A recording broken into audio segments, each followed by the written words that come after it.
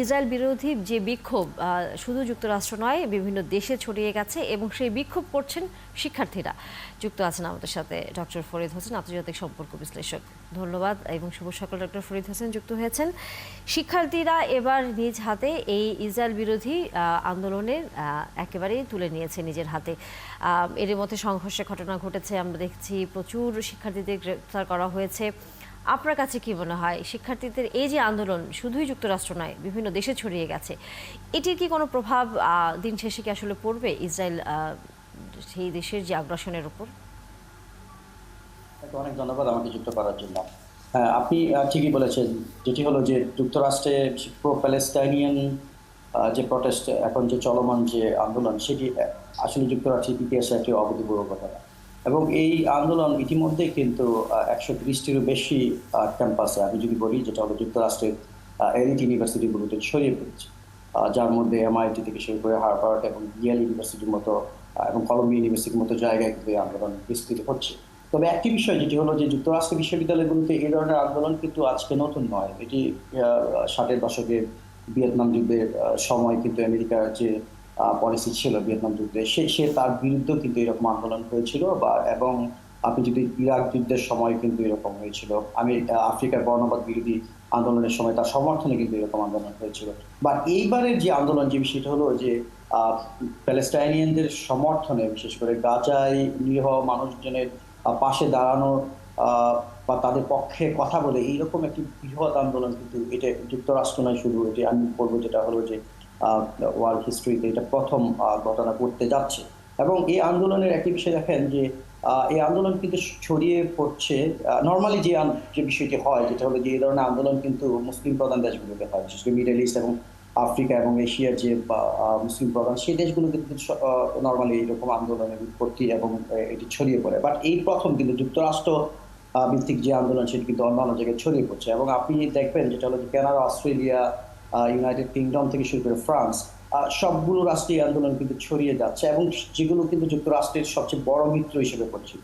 আমি যদি বলি যে কানাডা, অস্ট্রেলিয়া, ইউনাইটেড কিংডম, যুক্তরাষ্ট্র, তারা কিন্তু 5 এর মেম্বার। এবং অন্যদিকে যেটি হলো যে নেটো সদস্যভুক্ত দেশগুলোতে কিন্তু এই আন্দোলন ছড়িয়ে যাচ্ছে। এবং সবচেয়ে গুরুত্বপূর্ণ বিষয়, আমাদের আমাদের দক্ষিণ এশিয়াতে কিন্তু এই আন্দোলনের ব্যাপ্তি এবং বিস্তৃতি হওয়ার সম্ভাবনা রয়েছে। ইতিমধ্যে কিন্তু ইন্ডিয়ার জওহরলাল নেহরু ইউনিভার্সিটিতে আন্দোলন শুরু হয়েছে এবং সেটি কিন্তু পর্যায়ক্রমে পাকিস্তান, বাংলাদেশ এবং অন্যান্য সাউথ এশিয়ান বিশ্ববিদ্যালয়ে আন্দোলনটি হতে পারে।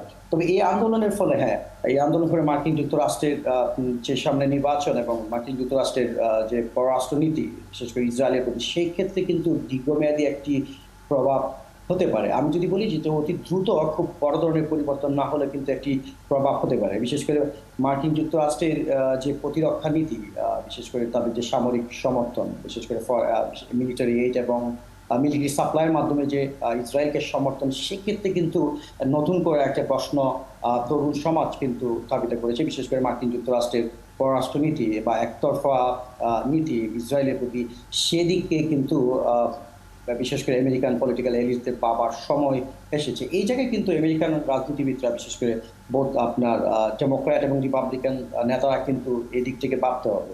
এবং এই আন্দোলনকে আরেকটি বিষয় আপনি যদি দেখেন যে বিশেষ করে ইয়াং এবং ওল্ড জেনারেশনের মধ্যে একটি বড় ধরনের মনস্তাত্ত্বিক গ্যাপ আপনি বলতে পারেন। আর নর্মালি যেটি হয়, যেটা হলো যে আমেরিকানরা বিশেষ করে জায়নিজম পলিসি বা খ্রিস্টান জায়নিজম এবং জুইস জায়নিজমের ফলে কিন্তু ট্রেডিশনাল আমেরিকানরা কিন্তু অনেক বেশি সাপোর্টিভ হয় ইসরায়েলের প্রতি। এবং বাট তরুণদের মধ্যে কিন্তু আপনি সম্প্রতি যদি আপনি পিউ রিসার্চ সার্ভে দেখেন, সেই জায়গায় কিন্তু খুব ইন্টারেস্টিং একটা ডেটা পাবেন। সেটা হলো যে 47% ডেমোক্রেট যারা বাইডেনের অ্যাডমিনিস্ট্রেশনকে সমর্থন করে বা বাইডেনের, তারা কিন্তু 47% কিন্তু প্যালেস্টাইনের প্রতি সহানুভূতিশীল। এটি কিন্তু গুরুত্বপূর্ণ একটি পরিবর্তন, যা কিন্তু বেশ কয়েক মাস আগে কিন্তু এরকম পিউ রিসার্চ সেন্টারের সার্ভেতে কিন্তু ছিল না। এবং রিপাবলিকানদের মধ্যেও কিন্তু বিশেষ করে প্যালেস্টাইনিদের সমর্থন কিন্তু বাড়ছে।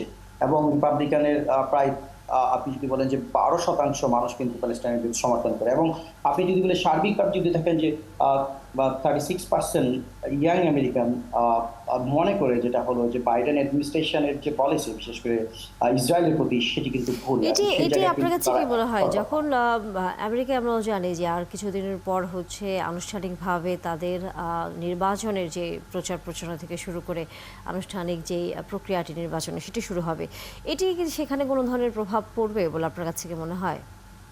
একটি বিষয় আপনি দেখেন যেটা হলো যে এটা ভেরি ইন্টারেস্টিং একটি প্রশ্ন আপনি যেটি করেছেন সেটি হলো যে আমি ইতিমধ্যে বলেছি যেটা হলো যে ইয়াং আমেরিকান তারা কিন্তু আপনার ট্রেডিশনালি আপনি যদি দেখেন যে ডেমোক্রেট সাপোর্টার হিসেবে কাজ করে এবং আমি যদি প্যালেস্টাইন ইস্যুতে বলি যেটা হলো যে ডেমোক্রেটরা কিন্তু ইয়াং ডেমোক্রেটরা কিন্তু বা ডেমোক্রেট সাপোর্টাররা কিন্তু এখন প্রো প্যালেস্টাইন পলিসিকে বা নীতিতে তারা কিন্তু সমর্থন ব্যক্ত করেছে বাট আপনি যদি দেখেন যে রিপাবলিকান যদি ক্ষমতায় আসে তাহলে কিন্তু ইসরায়েলের প্রতি যে মার্কিন যুক্তরাষ্ট্রের যে অকুণ্ঠ সমর্থন সেটি কিন্তু বৃদ্ধি পেতে পারে, সেটি কিন্তু কমার কোনো সম্ভাবনা নেই।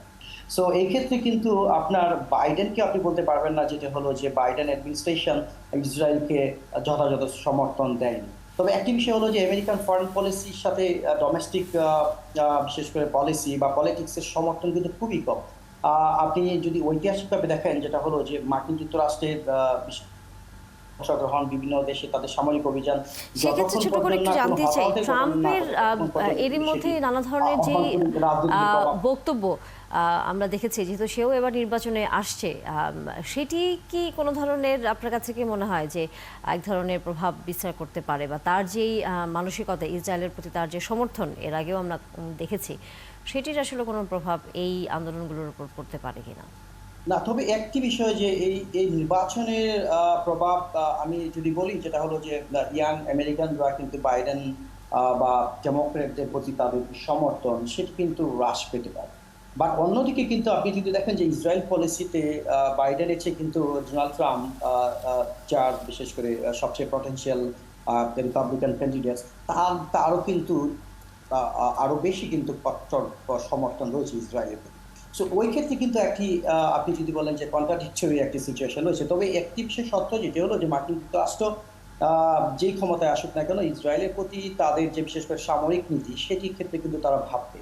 আপনি জানেন যে প্রতি বছর প্রায় 2 বিলিয়নের অধিক সামরিক সহযোগিতা প্রদান করে থাকে। সেই জায়গাটাই কিন্তু বিশেষ করে গাজার মতো এইরকম বিশেষ করে আপনি একটা অমানবিক খুব এবং সুন্দর আপনি কথা যদি বলেছেন যে আমেরিকার যে নীতি, তার যে অভ্যন্তরীণ যে নীতি এরই মধ্যে চলছে, বা অভ্যন্তরীণ যে রাজনৈতিক পরিস্থিতি চলছে, তার সাথে বাইরের দেশের অর্থাৎ আন্তর্জাতিক যে সম্পর্কের বিষয়টি সেটি খুব একটা প্রভাব বিস্তার করে না, যেমনটা আমাদের দেশে হয়। আমাদের দেশের মানুষ যদি কোনো একটি বিষয় নিয়ে অনেক বেশি সোচ্চার হয়, আমরা তখন দেখি সরকারের পক্ষ থেকে সেই বিষয়ের পরিবর্তন করা হয়।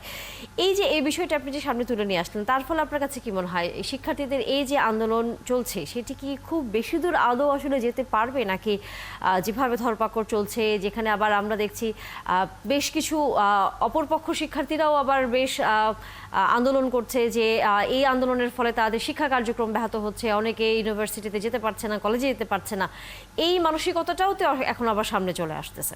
তবে একটি বিষয় গুরুত্বপূর্ণ এই আন্দোলন কিন্তু আপনি যদি দেখেন যেটা হলো যে জাতি বর্ণ এবং দেশ নির্বিশেষে সকলের আন্দোলন। আপনি এই আন্দোলনের যে মূল যে অর্গানাইজার যারা তারা কিন্তু আপনার স্টুডেন্ট ফর জাস্টিস আপনি যদি দেখেন যেটা হলো যে এবং জুইশ ভয়েস ফর স্পিচ তারা কিন্তু এই আন্দোলন সমর্থন দিচ্ছে এবং এই আন্দোলন শুধু ছাত্র শিক্ষক না কিন্তু বহিরাগতদের অনেকেরই কিন্তু এই আন্দোলনে অংশগ্রহণ রয়েছে এবং ইউনিভার্সিটি অফ টেক্সাস বিশেষ করে ইউটি অস্টিনে কিন্তু এই জায়গায় দেখেন যেটা হলো যারা তাদের বিশেষ পুলিশের গ্রেপ্তারের শিকার হয়েছে তার মধ্যে অধিকাংশই কিন্তু বহিরাগত। তার মানে এই আন্দোলনে কিন্তু ছাত্র শিক্ষকের বাইরে কিন্তু সমাজের অন্যান্য পেশা শ্রেণীর মানুষজন কিন্তু অংশগ্রহণ করছে।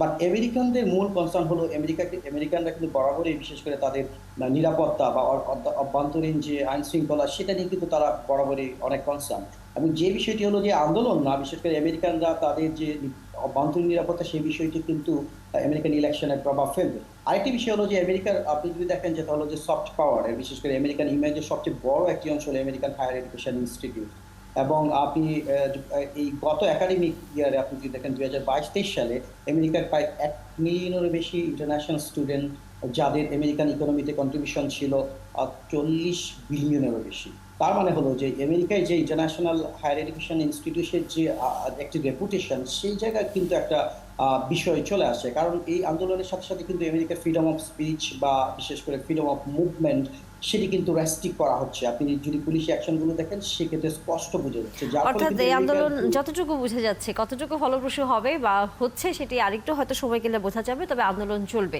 যতটুকু আমরা বুঝতে পারছি। বিভিন্ন গণমাধ্যম শুধু বাংলাদেশ নয়, আন্তর্জাতিক গণমাধ্যমগুলো কিন্তু বেশ ফলো করে এই বিষয়ে নানা রকম খবরাখবর প্রচার করছে।